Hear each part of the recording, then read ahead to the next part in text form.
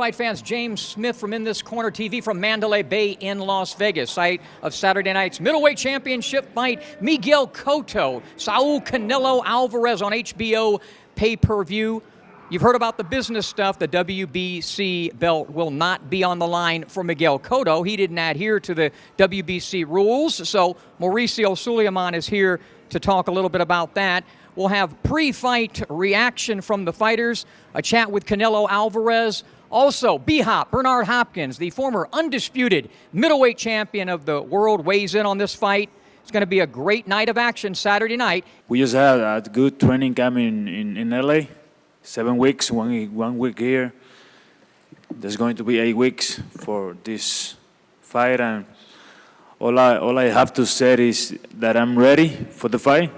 I know Canelo and his team is ready too, and let's get this fight what the fans need from us. Thank you.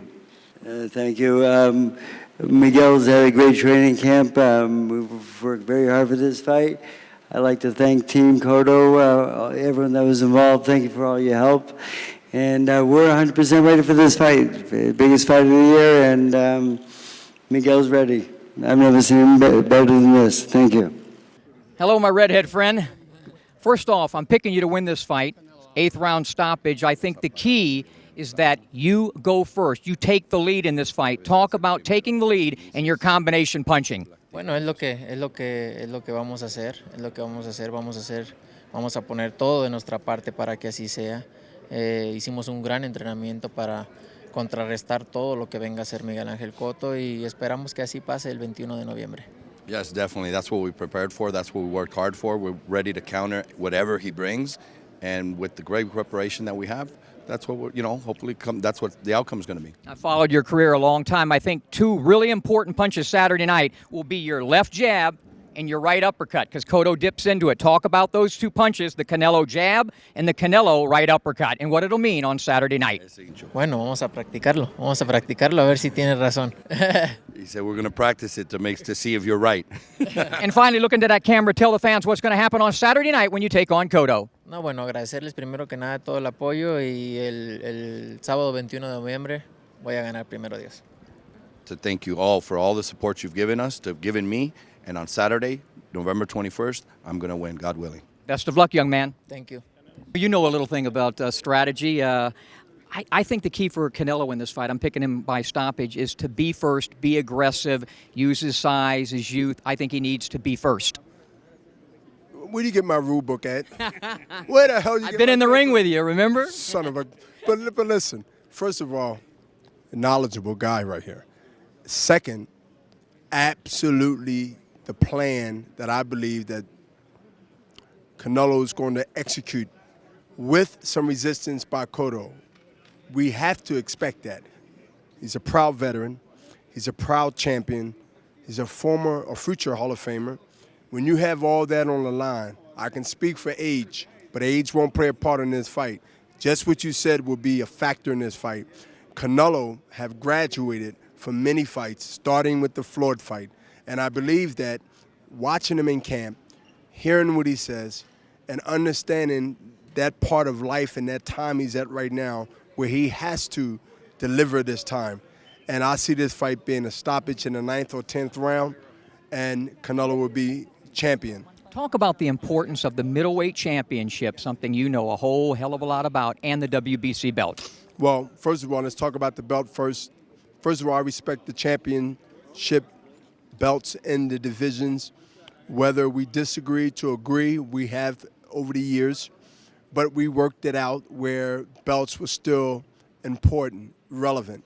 When fans hear championship titles, championship belts of any magnitude, especially the first 3 or 4 champions that's recognized as the champion belts of credibility. Obviously, something wasn't worked out or anything with the Cotto side, but it won't take away from the hype, it won't take away from the significance of this fight in the middleweight, the tournament, middleweight champion, and what leads into 2016. You have 2 guys in the here, whether it's a belt or no belt, will have us here no matter what.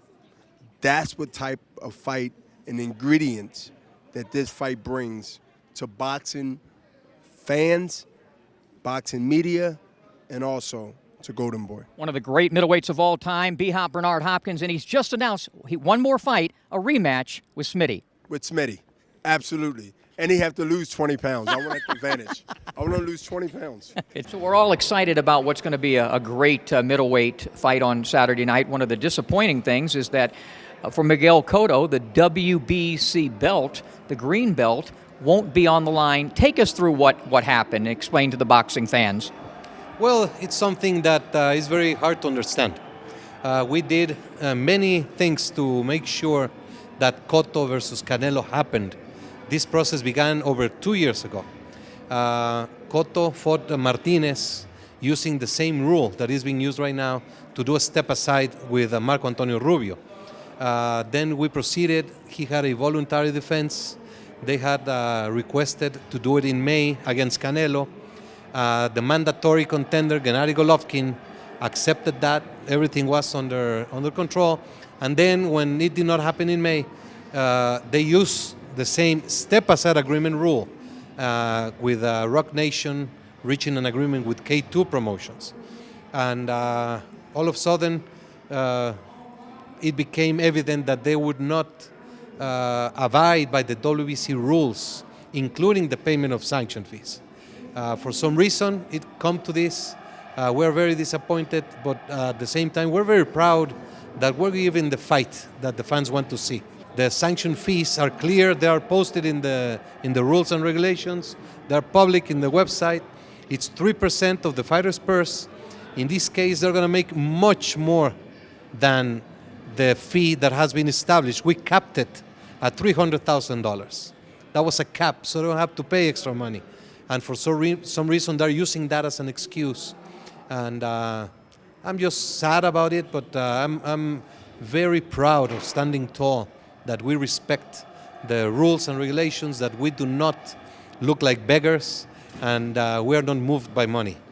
These rules have been around, the WBC has been around for 53 years. I'd like you to explain, too, to the fans. We just came off a wonderful convention in China, the WBC doing so much for fighters, for the safety and well-being for the sport. But explain these sanctioning fees. They're not just a fee that's put there. They're put there for a reason. Explain, if you will, what those fees are all about and where they go and how it benefits the fighters and boxing.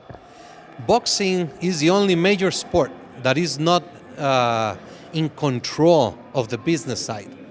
The WBC, being the governing organization, has absolutely nothing to do with the business of boxing. That would be a conflict of interest. We have nothing to do with television rights, with sponsorship rights, with gates, with any of the money that moves in boxing. We take care of the administration and the medical side of boxing. So there needs to have money to have operations. Sanction fees is the only source of income for the organization. We have 50 employed staff in Mexico City. We have activity all around the world. We have seminars, we have medical research. We invest a lot of money in medical research, anti-doping research, implementation of different committees around the world. And you can ask anybody who's involved in boxing, they know what the WBC activity is. Finally, Canelo wins on Saturday night. I'm picking him to win. If he wins, is he the WBC middleweight champion? Absolutely. He accepted to abide by the WBC rules and regulations. If he wins, he will be the WBC middleweight champion. See you ringside. See you ringside, and thank you so very much.